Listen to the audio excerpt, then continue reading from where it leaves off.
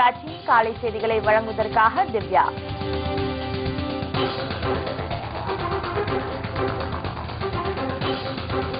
மருத்துவ பொது நுழைவுத் தேர்வை ரத்து செய்யும் அவசர சட்டத்தில் கையெழுத்திட குடியரசுத் தலைவர் பிரணாப் முகர்ஜி மறுப்பு. மத்திய சுகாதாரத்துறை அமைச்சர் நட்டா குடியரசுத் தலைவருடன் இன்று நேரில் விளக்கம்.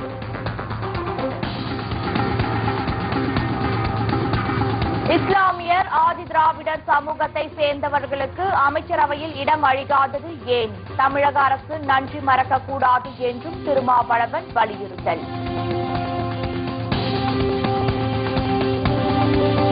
இன்று காலை விண்ணில் ஏவப்படுகிறது மறுபயன்பாட்டு விண்கலம். அனைத்து ஏற்பாடுகளும் தயார் நிலையில் உள்ளதாக இஸ்ரோ தகவல்.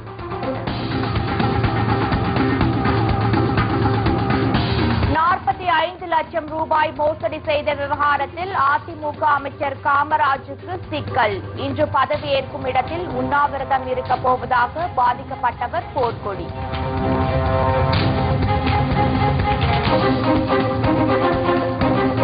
மணிப்பூரில் தீவிரவாதிகள் கொடூர தாக்குதல். துணை ராணுவ வீரர்கள் 6 பேர் உயிரிழப்பு.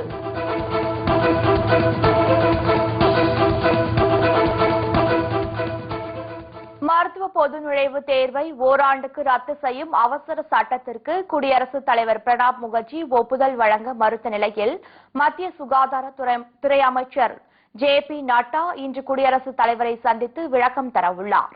நாடு முழுவதும் மருத்துவ படிப்புகளுக்கு ஒரே மாதிரியான பொது நுழைவுத் தேர்வு நடத்தி மாணவர்களை சேர்க்க உச்சநீதிமன்றம் உத்தரவிட்டது. பொது நுழைவுத் தேர்வு நடத்தப்படுவதால் தமிழகம், ஆந்திரா, கர்நாடகா உள்ளிட்ட பல்வேறு மாநில மாணவர்கள் பாதிக்கப்படுவார்கள் என்றும், ஆகவே இதிலிருந்து விலக்கம் அளிக்க வேண்டும் எனவும் மாநில அரசுகள் தனித்தனியாக உச்சநீதிமன்றத்தில் மனு தாக்கல் செய்தனர். இந்த மனுக்களை உச்சநீதிமன்றம் நிராகரித்தது. இதற்கு கண்டனம் தெரிவித்து கடும் எதிர்ப்பு கிளம்பியது. இதனால் மருத்துவ பொது நுழைவுத் தேர்வை ஓராண்டுக்கு ஒத்திவைக்க அவசர சட்டத்தை இயற்றுமாறு குடியரசுத் தலைவருக்கு மத்திய அமைச்சரவை பரிந்துரை செய்தது. இந்நிலையில் நுழைவுத் தேர்வை ஓராண்டுக்கு தள்ளி வைக்கும் அவசர சட்டத்தில் கையெழுத்திட பிரணாப் முகர்ஜி மறுத்துள்ளார். இந்த நிலையில் மத்திய அரசு விளக்கம் அளிக்க வேண்டும் என்றும் பிரணாப் கோரியுள்ளார். இதுகுறித்து மத்திய சுகாதாரத்துறை அமைச்சர் JP நட்டா இன்று குடியரசுத் தலைவரை சந்தித்து அவசர சட்டம் தொடர்பாக விளக்கம் அளிக்க உள்ளார்.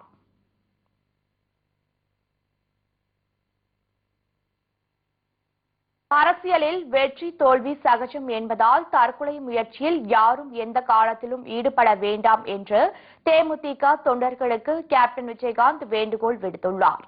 இது தொடர்பாக அவர் வெளியிட்டுள்ள அறிக்கையில், கடலூர் மாவட்டம் அண்ணா கிராமம் ஒன்றியம் கெங்கராயனூர் கிளைக்கழக செயலாளர் சுப்பிரமணி தற்கொலை செய்து கொண்டார் என்ற செய்தியை கேட்டு அதிர்ச்சியில் உறைந்ததாக குறிப்பிட்டுள்ளார். தற்கொலை என்பதை தன்னால் ஏற்றுக்கொள்ள முடியாது என்றும், தேமுதிகவின் தொண்டர்கள் யாராக இருந்தாலும் வாழ்க்கையில் போராடி வெற்றி பெற வேண்டும் என்கின்ற தன்னம்பிக்கையோடும் தைரியத்தோடும் இருக்க வேண்டும் என்றும் கேப்டன் அறிவுறுத்தியுள்ளார். அரசியலில் தேர்தல் என்பது வரும் போகும், அதில் வெற்றியும் தோல்வியும் எவருக்கும் நிரந்தரமல்ல என்று கேப்டன் குறிப்பிட்டுள்ளார். 2016 சட்டமன்ற தேர்தலில் அதிமுக திமுகவிற்கு மாறாக தேமுதிக 3வது அணி அமைத்து தேர்தலை சந்தித்ததை சுட்டிக்காட்டியுள்ள கேப்டன், 2 ஊழல் கட்சிகளுக்கு எதிராக தமிழகத்தில் ஒரு புதிய ஆட்சி மாற்றத்தை உருவாக்கும் முயற்சியை மேற்கொண்டோம் என்றும், ஆனால் அதிமுகவும் திமுகவும் வாக்காளர்களுக்கு பணத்தை கொடுத்து இத்தேர்தலில் பொய்யான வெற்றியை பெற்றிருக்கிறார்கள் என்றும் குற்றம் சாட்டியுள்ளார். இதுவே அரசியலில் நிரந்தரம் அல்ல என்பதை கழக தொண்டர்கள் உணர வேண்டும் என்றும் கூறியுள்ள கேப்டன், அரசியலில் வெற்றி தோல்வி சகஜம் என்றும், இதற்கு தற்கொலை ஒரு தீர்வாகாது என்றும், எனவே தற்கொலையை தாம் ஒருபோதும் அனுமதிக்க மாட்டேன் எனவும் குறிப்பிட்டுள்ளார். இதுபோன்ற தற்கொலை முடிவுகளால் சம்பந்தப்பட்டவர்களின் மனைவி, குழந்தைகள் எப்படிப்பட்ட பாதிப்புகளை அடைவார்கள் என்பதை சிந்தித்து பார்த்தால் நிச்சயமாக இதுபோன்ற செயல்களில் எவரும் ஈடுபட மாட்டார்கள் என்றும் கேப்டன் தெரிவித்துள்ளார். கிளைக்கழக செயலாளர் சுப்பிரமணி தன் மீதும் கழகத்தின் மீதும் அளவு கடந்த பற்றோடு இருந்தவர் என்பது தனக்கு நன்கு தெரியும் என்றும் குறிப்பிட்டுள்ள கேப்டன், அவருடைய இழப்பு அவருடைய குடும்பத்திற்கும் கழகத்திற்கும் ஈடு செய்ய முடியாதது என்றும், அவருடைய ஆன்மா சாந்தி அடைய இறைவனை பிரார்த்திக்கிறேன் என்றும் தெரிவித்துள்ளார். இதுபோன்ற தற்கொலை முயற்சியில் யாரும் எந்த காலத்திலும் ஈடுபட வேண்டாம் என்று அன்புடன் கேட்டுக் கொள்வதாக தனது அறிக்கையில் கேப்டன் விஜயகாந்த் கூறியுள்ளார்.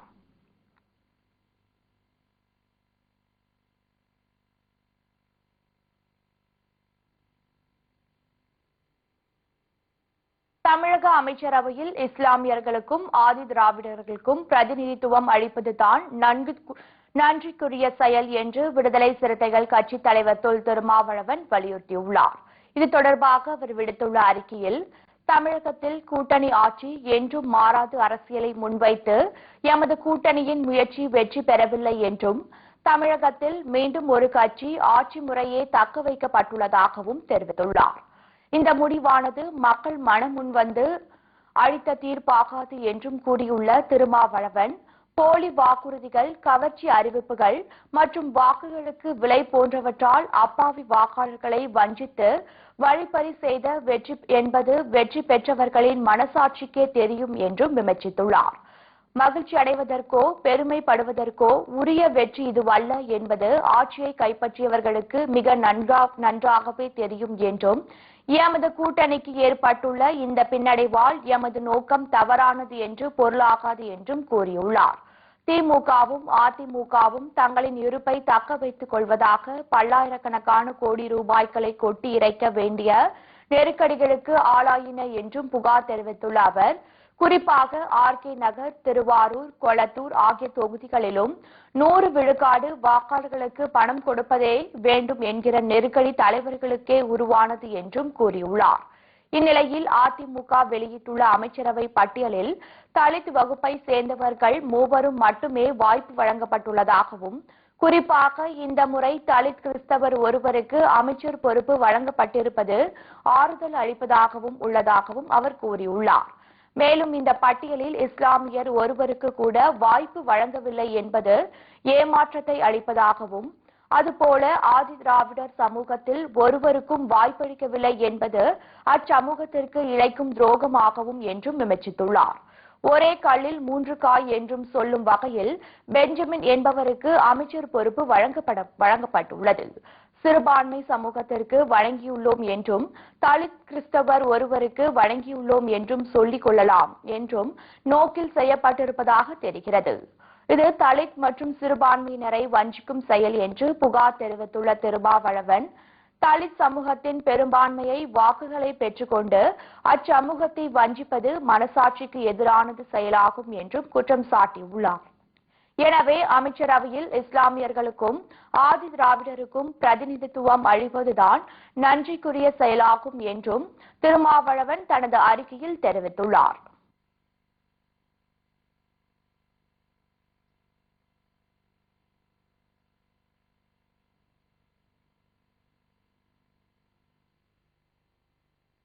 இஸ்ரோவின் மறுபயன்பாட்டு விண்கலம் இன்று காலை விண்ணில் ஏவப்படுகிறது. பல ஆண்டுகளாக மறுபயன்பாட்டு தொழில்நுட்ப விண்கல ஆய்வு பணியில் இஸ்ரோ ஈடுபட்டிருந்தது. கடந்த 2.5 ஆண்டுகளாக இந்த விண்கலத்தை சோதித்து முயற்சி செய்து ஒத்திவைக்கப்பட்டு வந்தது. இந்த மறுபயன்பாட்டு விண்கல சோதனை வெற்றி பெற்றால் செயற்கைக்கோள் ஏவுவதற்கு ஆகும் 10ல் 1 பங்கு செலவு மிச்சமாகும் என்பது விஞ்ஞானிகளின் கருத்தாகும். குட்டி விமானம் போன்று வடிவில் இருக்கும் இந்த விண்கலம் பூமியில் இருந்து விண்ணுக்கு செலுத்தப்பட்டு பின்னர் மீண்டும் பூமிக்கே திரும்பி அழைக்கப்படும் என்றும், இந்த விண்கலம் ஸ்ரீஹரிகோட்டாவில் உள்ள சதீஷ் தவான் விண்வெளி மையத்தில் இருந்து இன்று காலை 9:30 மணிக்கு விண்ணில் ஏவப்படுகிறது. பருவநிலை மாற்றம் மற்றும் காற்றின் வேகம் அதிகம் இருந்தால் மட்டும் விண்கலம் ஏவும் சோதனை ஒத்திவைக்க வாய்ப்புள்ளது. இதுபோன்ற விண்கலத்தை அமெரிக்கா மட்டும் பயன்படுத்தி வந்த நிலையில் 70 கிலோமீட்டர் தூரம் வரை சென்று திரும்பும் இந்த விண்கலம் பூமியை வந்தடைவதுடன் மீண்டும் அதனுடைய ஆய்வு தொடர்ந்து நடைபெறும்.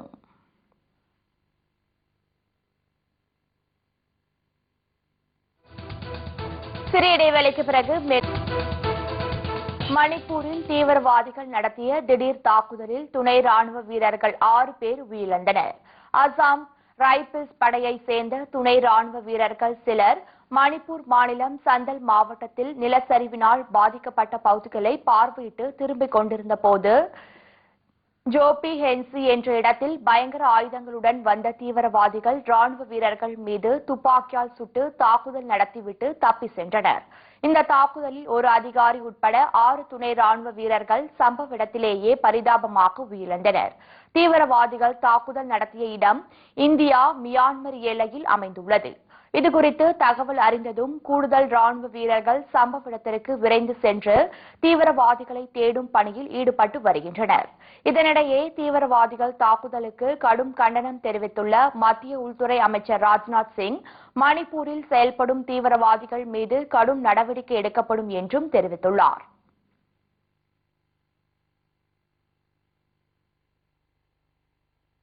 காமராஜ் இன்று மீண்டும் தமிழக அமைச்சராக பதவியேற்க உள்ள நிலையில் 45 லட்சம் ரூபாய் மோசடி செய்ததாக கூறப்படும் விவகாரம் அவருக்கு பெரும் சிக்கலை ஏற்படுத்தியுள்ளது. திருவாரூர் மாவட்டம் நீடாமங்கலம் ஒன்றியத்திற்குட்பட்ட வாலாச்சேரி கிராமத்தை சேர்ந்தவர் குமார். இவரிடம் உணவு மற்றும் அறநிலையத்துறை அமைச்சர் ஆர் காமராஜ் 45 லட்சம் ரூபாய் பணம் வாங்கியதாக கூறப்படுகிறது. ஆனால் பணம் வாங்கிவிட்டு அதை திரும்ப கொடுக்காமல் கடந்த 5 ஆண்டுகளாக ஏமாற்றி வருவதாகவும், இது தொடர்பாக அளிக்கப்பட்ட புகார் மீது காவல்துறையினர் எந்த நடவடிக்கையும் எடுக்கவில்லை என்றும் குமார் தெரிவித்துள்ளார். இந்நிலையில் மீண்டும் நன்னிலம் தொகுதி எம்எல்ஏவாக தேர்ந்தெடுக்கப்பட்டுள்ள காமராஜுக்கு உணவுத்துறை ஒதுக்கப்பட்டுள்ளது. அவர் இன்று மீண்டும் அமைச்சராக பதவியேற்க உள்ள நிலையில் 45 லட்சம் ரூபாய் மோசடி விவகாரம் அவருக்கு பெரும் சிக்கலை ஏற்படுத்தியுள்ளது. தேர்தல் முடிவு வெளியான மறுநாள் முழு தொகையையும் திருப்பி அளிப்பதாக அவரின் நண்பர்கள் மூலம் தகவல் தெரிவித்ததாகவும், ஆனால் இன்றும் தமக்கு பணம் கிடைக்கவில்லை என்றும் பாதிக்கப்பட்ட குமார் கூறியுள்ளார்.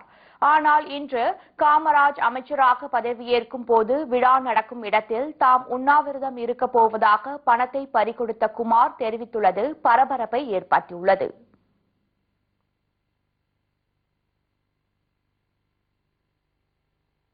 மாற்றுத்திறனாளிகளுக்கு புதிய வண்ணத்திலான ஆதார் அட்டையை வழங்க மத்திய அரசு திட்டமிட்டுள்ளது.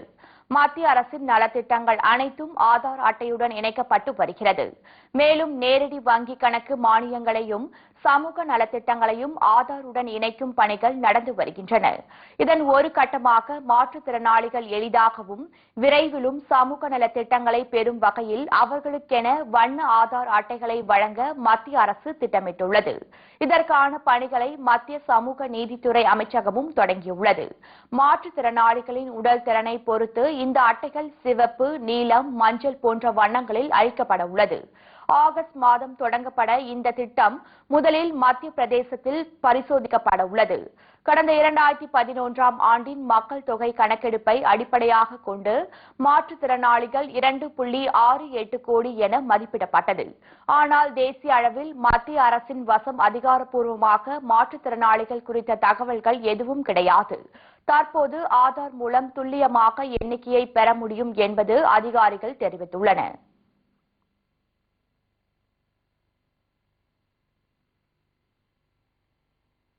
கூடங்குளம் அணுமின் நிலையத்தின் 2வது அணு உலையில் விரைவில் மின் உற்பத்தி தொடங்க உள்ளதாக அணுசக்தி ஆராய்ச்சி கழக செயலாளர் சேகர் பாசு தெரிவித்துள்ளார்.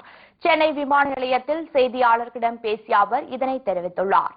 கூடங்குளம் அணுமின் நிலையத்தில் உள்ள முதல் உலையில் 1000 மெகாவாட் மின் உற்பத்தி நடைபெற்று வருவதாகவும், விரைவில் 2வது அணு உலையில் மின் உற்பத்தி தொடங்க உள்ளதாகவும் தெரிவித்துள்ளார்.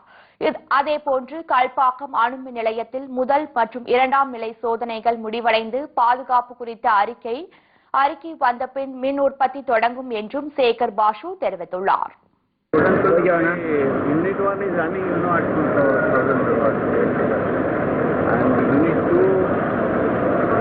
Loading is completed.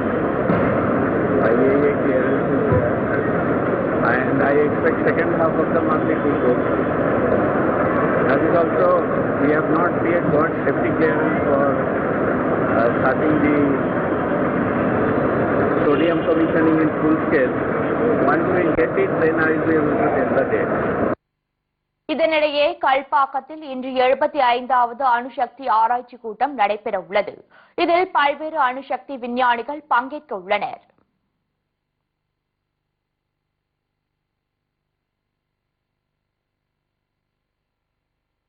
சென்னை விமான நிலையத்தில் இருந்து அந்தமானுக்கு புறப்பட்டு சென்ற ஏர் இந்தியா விமானம் மோசமான வானிலை காரணமாக மீண்டும் சென்னையில் தரையிறக்கப்பட்டதால் 178 பயணிகள் அவதிக்குள்ளாகினர். சென்னை விமான நிலையத்தில் இருந்து நேற்று பிற்பகல் 2:30 மணிக்கு ஏர் இந்தியா விமானம் ஒன்று அந்தமானுக்கு புறப்பட்டு சென்றது. 178 பயணிகளுடன் சென்ற விமானம் அந்தமான் வான்வெளியில் பலத்த சூறைக்காற்று மற்றும் மழை காரணமாக தரையிறங்க முடியாமல் நீண்ட நேரம் வானிலேயே வட்டம் அடித்தது. இதனை அடுத்து சென்னை விமான நிலைய கட்டுப்பாட்டு அறைக்கு விமான தகவல் தெரிவித்ததை அடுத்து அந்தமானில் தரையிறங்காமல் மீண்டும் சென்னைக்கு வருமாறு அறிவுறுத்தப்பட்டது. இதனை அடுத்து மாலை 6 மணி அளவில் விமானம் சென்னை விமான நிலையத்தில் தரையிறக்கப்பட்டது. இதனிடையே விமானம் இன்று காலை 10 மணிக்கு புறப்படும் என அறிவிக்கப்பட்டதால் பயணிகள் 178 பேரும் விமான நிலையத்தில் தங்க வைக்கப்பட்டுள்ளனர்.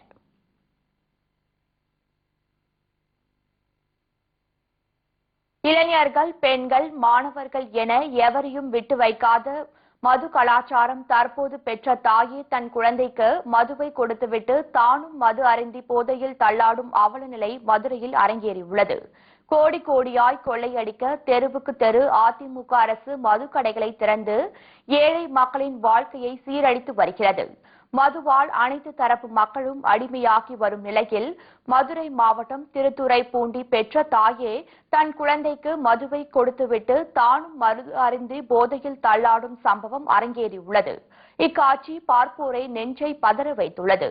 பெரும்பாலும் கூலி தொழிலாளிகள் தங்கள் குடும்பத்தோடு மது அருந்துவதும் எதிர்கால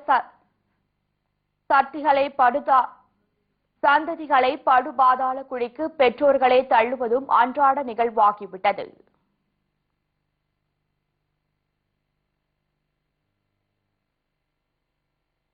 காஞ்சிபுரம் அருகே நெல் கொள்முதல் வியாபாரிகள் முறைகேடு செய்வதாக கூறி விவசாயிகள் லாரிகளை சிறைப்பிடித்து போராட்டத்தில் ஈடுபட்டதால் பரபரப்பு ஏற்பட்டது.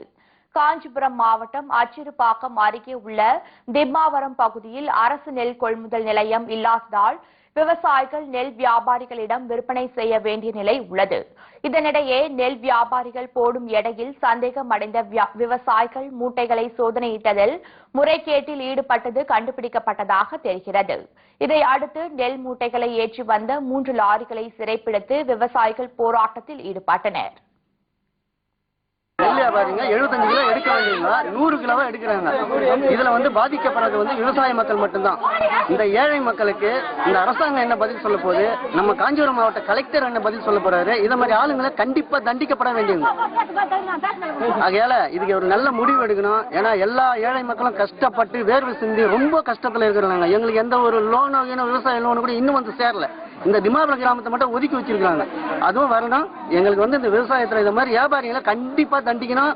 இந்த ஏழைகளோட கண்ணீரை கண்டிப்பா தொடச்சி ஆகணும். உதகையில் வரும் 27ஆம் தேதி தொடங்க உள்ள மலர் கண்காட்சியை முன்னிட்டு பூங்காவில் நடைபெறவுள்ள பல வண்ண மலர்களை பூத்து குலுங்குவது சுற்றுலா பயணிகளை வெகுவாக கவர்ந்து வருகிறது. நீலகிரி மாவட்டம் உதகையில் கோடை சீசன் களை கட்டி வருகிறது. இதனையொட்டி அங்கு வரும் பல்லாயிரக்கணக்கான சுற்றுலா பயணிகள் கவரும் விதமாக மாவட்ட நிர்வாகம் பல்வேறு நிகழ்ச்சிகளை நடத்தி வருகிறது. அந்த வகையில் உதகை அரசு தாவரவியல் பூங்காவில் வரும் 27ஆம் தேதி மலர் கண்காட்சி தொடங்கி 3 நாட்களுக்கு நடைபெறுகிறது. மலர் கண்காட்சிக்காக பூங்காவில் நடவு செய்யப்பட்ட 5 லட்சம் மலர்கள் பூத்து குலுங்குகின்றன. இது சுற்றுலா பயணிகளை வெகுவாக கவர்ந்து வருகிறது. நீலகிரி மாவட்டம் அரசு தாவரவியல் பூங்காவில் 120வது மலர் கண்காட்சி வருகின்ற 27ஆம் தேதி தொடங்கி 29 வரை நடைபெறுகிறது. அந்த கண்காட்சிக்கு தேவையான வண்ண மலர் தொட்டிகளை அடுக்கும் பணி இன்று உதகையில் தொடங்கப்பட்டுள்ளது. 194 ரகங்கள் பொதுமக்களின் பார்வைக்கு வைக்கப்படுகிறது. சுற்றுலா பயணிகள் இங்கு இந்த மலரை கண்டுகளிக்குமாறு அன்போடு கேட்டுக்கொள்கிறேன். சிறிய இடைவேளைக்கு பிறகு நீலகிரி மாவட்டத்தில் உள்ள முதுமலை புலிகள் காப்பகத்தில் வன உயிரினர் கணக்கெடுப்பு பணி தொடங்கியுள்ளது. முதுமலை புலிகள் காப்பகத்தில் ஆண்டிற்கு 2 முறை வன உயிரினர் கணக்கெடுப்பு பணி நடத்தப்பட்டுவது வழக்கம். அதன்படி பருவமழைக்கு முந்தைய கணக்கெடுக்கும் பணி தொடங்கியது. 7 நாட்களுக்கு நடைபெறும் இந்த பணியில் உதகை அரசு கல்லூரியை சேர்ந்த 36 தன்னார்வலர்கள் உட்பட 100க்கும் மேற்பட்டோர் ஈடுபட்டுள்ளனர். வனவிலங்குகளின் நேரடி பார்வை, கால் தடம் ஆகியவற்றை அடிப்படையாக கொண்டு கணக்கெடுப்பு நடத்தப்படுகிறது. இதனிடையே சுற்றுலா பயணிகள் வழக்கம் போல் முதுமலையை பார்வையிடலாம் என வனத்துறையினர் தெரிவித்துள்ளனர்.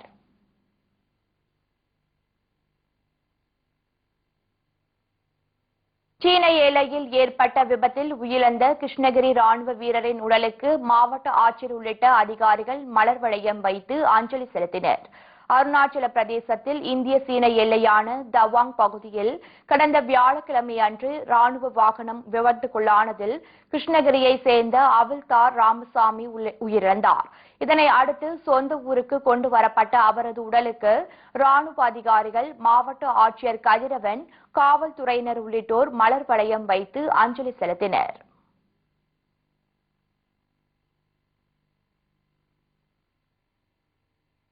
அழிந்து வரும் கிராமிய பாடல்களை ஊக்குவிக்கும் விதமாக சேலத்தில் தனியார் நிறுவனம் சார்பில் கிராமிய பாடல்களை தொடர்ந்து 43 மணி நேரம் பாடி உலக சாதனை புரியும் நிகழ்ச்சி நடத்தப்பட்டது. சேலத்தில் உள்ள பல்வேறு பகுதிகளை சேர்ந்த 200க்கும் மேற்பட்ட மாணவ மாணவிகள் இந்நிகழ்ச்சியில் கலந்து கொண்டு கிராமிய பாடல்களை பாடி சாதனையை நிகழ்த்தினர். சாதனை படைப்பதற்கான சான்றிதழ்களை எலைட் உலக சாதனை நிறுவனமும் சென்னை தமிழன் புக் ஆஃப் ரெக்கார்ட்ஸ் நிறுவனமும் வழங்கின. அழிந்து வரும் கிராமிய பாடல்களை ஊக்குவிக்கும் வகையில் இதுபோன்ற நிகழ்ச்சிகள் நடத்தப்படுவது மகிழ்ச்சிகரமாகவும் பொதுமக்கள் தெரிவித்துள்ளனர். சேலத்தில் தொடர்ந்து 43 மணி நேரம் கின்னஸ் ரெக்கார்ட் பண்ணிட்டு இருக்காங்க. இதில் தமிழ் ஃபோக் சாங் கிராமிய பாடலை டாபிக் எடுத்திருக்காங்க. இதில் பழைய காலத்துல எல்லாம் இந்த பிறப்பு முதல் இறப்பு வரை எல்லாருமே அந்த கிராமிய பாட்டில் ஃபர்ஸ்ட்ல பாடிட்டு வந்துட்டு இருந்தாங்க. ஆனால் இப்போ அது கொஞ்சம் கொஞ்சமாக அழிஞ்சிட்டு வருது. அதை இப்போ மறுபடியும் புதுப்பிக்கிற டைமில் இப்போ கிராமிய பாடல் நாங்கள் சேலத்தில் 43 மணி நேரம் தொடர்ந்து 1 மணி நேரம் ஒரு குரூப் மாதிரி தொடர்ந்து ஒரு 43 மணி நேரம் 3 நாளாக இது இரவும் பகலுமா நடந்துட்டு இருக்கு. சென்னை தியாகராய நகரில் நடைபெற்ற விழாவில் பொழிலன் எழுதிய பாவலேறு பெருஞ்சித்திரனார் வாழ்க்கை சுவடுகள் புத்தகம் வெளியிடப்பட்டது. சென்னை தியாகராய நகரில் உள்ள அரசு பள்ளியில் நடைபெற்ற இந்த புத்தக வெளியீட்டு விழாவில் பாவலேறு பெருஞ்சித்திரனார் வாழ்க்கை சுவடுகள் மற்றும் தமிழ் தேசிய அரசியல் போராட்டம் என்ற 2 புத்தகங்கள் வெளியிடப்பட்டன. புத்தகங்களை பழ நெடுமாறன் வெளியிட முனைவர் அரசேந்திரன் பெற்றுக் கொண்டார். பொழிலன் எழுதி வெளியிட்ட இந்நிகழ்ச்சியில் திரைப்பட இயக்குநர் கௌதமன் உள்ளிட்டோர் கலந்து கொண்டனர்.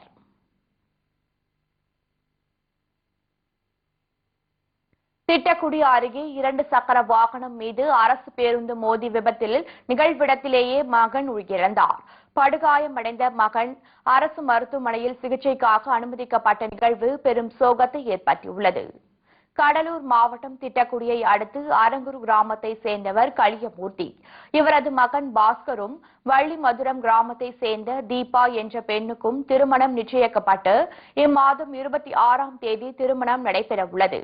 இந்நிலையில் உறவினர்களுக்கு திருமண அழைப்பிதழ் கொடுப்பதற்காக சென்ற புதுமண தம்பதிகளின் 2 சக்கர வாகனம் மீது அரசு பேருந்து மோதி விபத்தில் மருமகன் பாஸ்கர் நிகழ்விடத்திலேயே பரிதாபமாக உயிரிழந்தார்.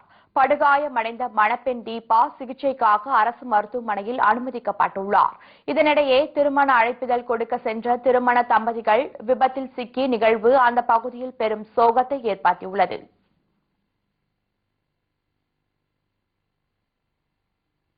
சீர்காழியில் குடிநீர் வழங்காத ஊராட்சி நிர்வாகத்தை கண்டித்து காலி குடங்களுடன் பெண்கள் சாலை மறியலில் ஈடுபட்டதால் பரபரப்பு ஏற்பட்டது. நாகை மாவட்டம் சீர்காழி அடுத்த வலுத்தலைக்குடி கிராமத்தில் கடந்த 7 நாட்களாக குடிநீர் முறையாக விநியோகிக்கப்படவில்லை என கூறப்படுகிறது. இது தொடர்பாக பலமுறை புகார் அளித்தும் ஊராட்சி நிர்வாகம் எந்த நடவடிக்கையும் எடுக்காததால் ஆத்திரமடைந்த பொதுமக்கள் சீர்காழி திருமுல்லை வாசல் சாலையில் திடீர் மறியலில் ஈடுபட்டனர். 100க்கும் மேற்பட்டோர் காலி குடங்களுடன் போராட்டத்தில் ஈடுபட்டதால் அந்த பகுதியில் 1 மணி நேரத்திற்கும் மேலாக போக்குவரத்து பாதிக்கப்பட்டது. யாருமே கண்டுக்கல.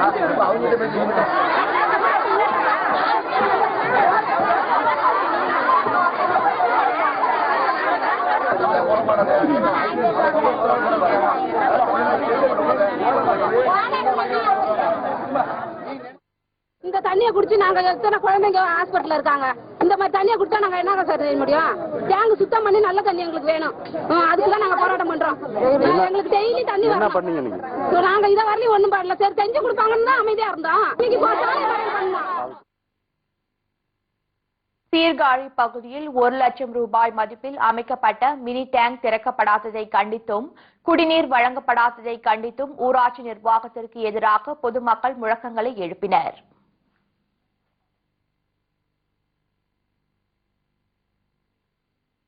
இத்துடன் இந்த செய்தி